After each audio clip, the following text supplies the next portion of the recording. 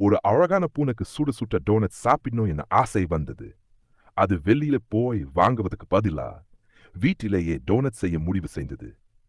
அதனது பிஞ்சான தோழி மேஜையின் மேல் ஒரு பெரிய பாத்திரத்தை வச்சுக்கிட்டு மாவு, சர்க்கரை, உப்பு, பால், முட்டை மற்றும் வெண்ணெய் அனைத்தையும் சேர்த்து நன்றாக கலக்க ஆரம்பிச்சது. அடுத்ததா அதே கலவையை வட்டமாக உதிர்ச்சி விட்டு நடுவில் சிறிய குழி செய்து ஒரு டோனட் உருவாக்கியது. சூடான எண்ணெயில் அவற்றை பொன்னிறமாக பொரிச்சு மேலே சாக்லேட் சாஸ் மற்றும் நிறைந்த மிளகாய் தூளுடன் அலங்கரிச்சது. அதன் பிறகு அந்த அழகான பூனை ஒரு மெல்லிய பளிங்கு தட்டில் டோனட்டை வச்சுக்கிட்டு சின்ன மேசை அருகில் அமர்ந்து அதை நிம்மதியா சாப்பிட ஆரம்பிச்சது. அந்த நேரம் முழுக்க வீட்டில் ஒரு இனிமையான வாசனை பரவியது. அந்த நாள் முதல் அந்த பூனையின் மனசில் ஒரு நிச்சயம், நான் மீண்டும் டோனட் செஞ்சு சாப்பிடுவேன்.